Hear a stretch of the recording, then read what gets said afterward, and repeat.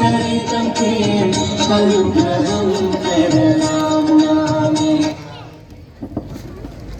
அனைவருக்கும் வணக்கம்.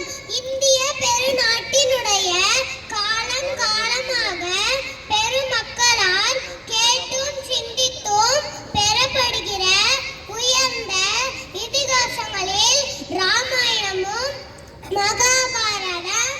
இப்படி ஒருவர் வாழ்ந்தார் என்ற பொருளில் மனிதன் எப்படி வாழ வேண்டும் என்பதை கற்றுக் கொடுப்பதற்காக உருவான ஞான கடல் ராமாயணம். அன்னை தமிழில் அழகிய பாடல்களை பக்தி நெறி பரப்பிய அருணாச்சல கவிராயரின் ராமாயணத்தின் சுந்தரகாண்டத்தை இசை நாடகத்தை இங்கு காண்போம். காட்சி 1, வனவாசம் செல்லுதல். அயோத்தியின் மாமன்னன் தசரத சக்கரவர்த்தி வருகிறார் வருகிறார் வருகிறார்.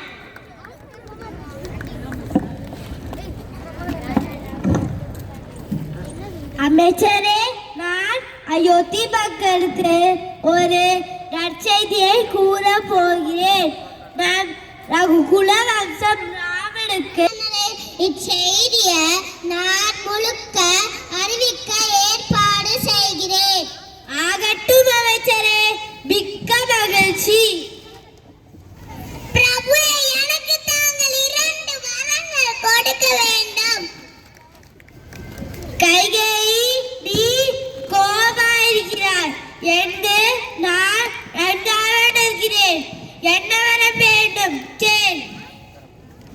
முதல் வரமாக ராமனுக்கு பதிலா என் மகன் பரதன் இந்நாட்டை ஆள வேண்டும். இரண்டாவது வரமாக ராமன் 14 ஆண்டுகள் வனவாசம் செல்ல வேண்டும். அது மட்டும் என்னால் முடியாது கைகேயி. எனக்கு கொடுத்த வரத்தின்படி இது நிறைவேற்றியே ஆக வேண்டும். அல்லது கொடுத்த வாக்கை காப்பாற்றவில்லை தசரதன் என்ற பேச்சுக்கு ஆளாக வேண்டும் பிரபுவே.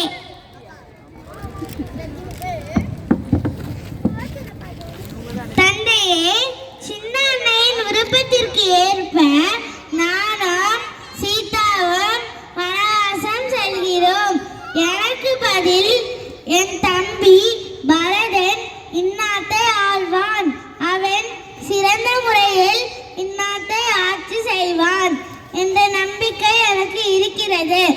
ஆகையால் நானும் சீதாவும் வனவாசம் செல்கிறோம். வா சீதா, நாம் செல்லலாம். அண்ணா, தாங்கள் இல்லாத நாடு எனக்கும் தேவையே இல்லை. நானும் உங்களுடனே வருகிறேன்.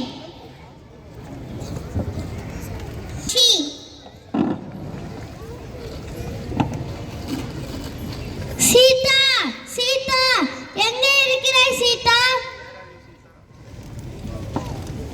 அண்ணா, அண்ணா.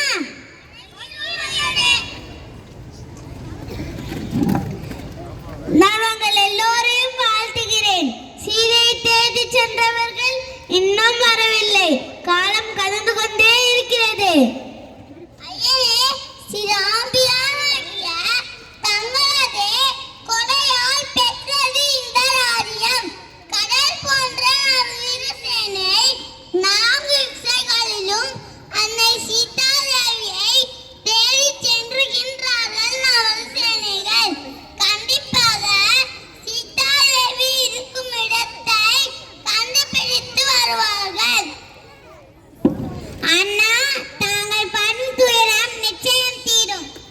லக்ஷ்மணா, சீதை படும் துயரம் என்னை வாட்டி வதைக்கிறது. நமது வானர சேனைகள் அந்த ராவணன் இருக்கும் இடத்தை அறிந்து வந்தவுடன் நாம் விரைவில் சென்று சீதையை மீட்டு வருவோம்.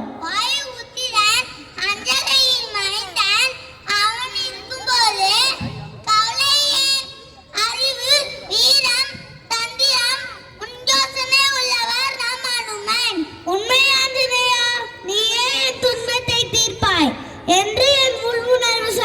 சிரிக்கிறது. ஐயா, என் மேலே சிரிக்கிறது. விடாக்காரங்கள். இதோ என் கணையாளி, பெற்றுக்கொள்ளுங்கள். நீ கண்டவுடன் நீங்கள் தூதுவன் என்று சீதை அறிந்து கொள்வாள். விரைந்து செல்லுங்கள். நிச்சயமாக ஐயனே. வா லட்சுமணா. ஆகட்டும் அண்ணா.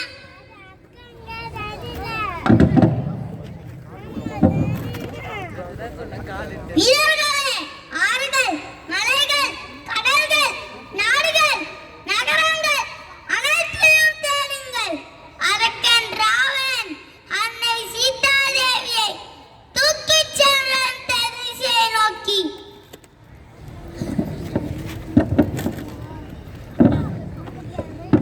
வாயுபுத்திரன் அனுமனுடன் சேர்ந்து வானர சேலைகளும் நானும் தெற்கு நோக்கி செல்கிறோம்.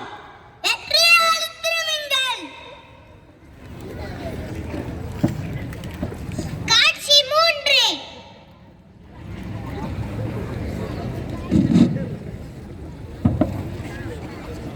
இக்கடலை கடந்தால்தான் சீதாதேவியை காண முடியும்.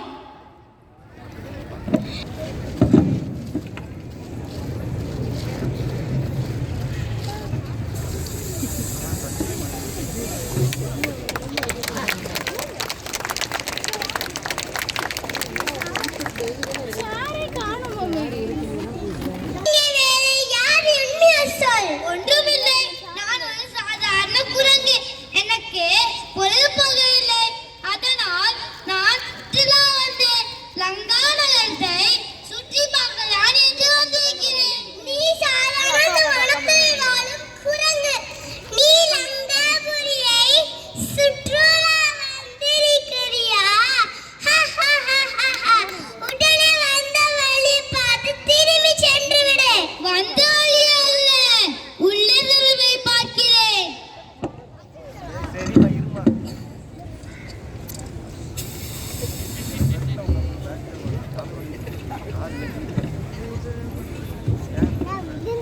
எப்படி? இப்பொழுது நான் உள்ளே செல்லலாமா? வாரண வீரனே, மகிழ்ச்சி மகிழ்ச்சி. வாரணனால் எப்ப தோற்று போகிறேனோ அப்பொழுது லங்காபுரி காவல் காக்கும் பணியிலிருந்து எனக்கு விடுதலை. நீ நான் சென்று வருகிறேன். இந்நகரம் மாலையே போகின்றது. காட்சி 4. அசோகவனம். மாமன்னன் ராவண சக்கரவர்த்தி வருகிறார் வருகிறார் வருகிறார்.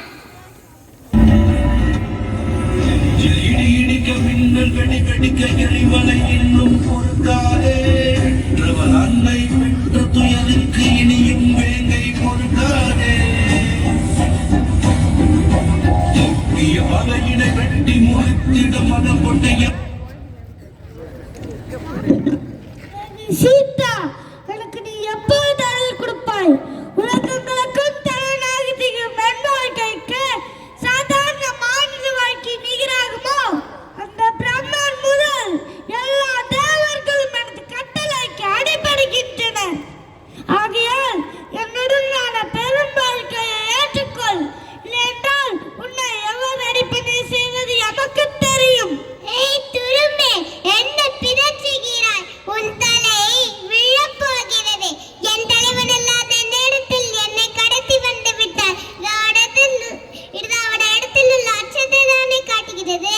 நீ உயிர் பிழைக்க வேண்டுமானால் என்னை என் இறைவனும் கொண்டு சேர்த்து விடு. என் தீமையை தேடிக்கொள்கிறாய். என் வலிமையும் பெருமையும் தெரியாமல் பிதற்றுகிறாய். நீ பாரு பிடிவாதமாக இருந்தால் அந்த ராமனையும் லட்சுமணையும் அழித்து அயோத்தி மிதிலை 2 நகரங்களையும் கைப்பற்றி விடுவேன். யாருங்கே இவனை எப்படியாவது தன் மழைக்கு கொண்டு வாருங்கள். இன்னும் 1 திங்கள் மட்டுமே அவகாசம்.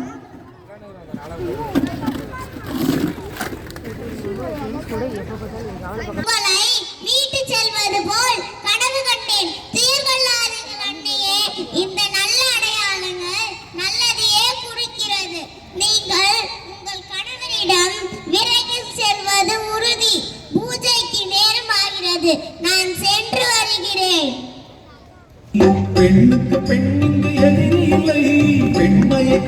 வெல்லும் தெய்வமே.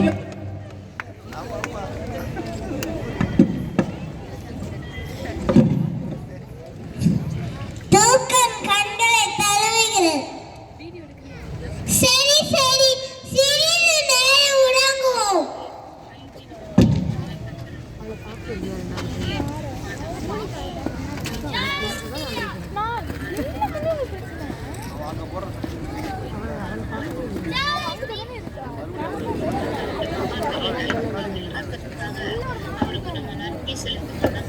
ஜெய் ஸ்ரீராம், ஜெய் ஸ்ரீராம்.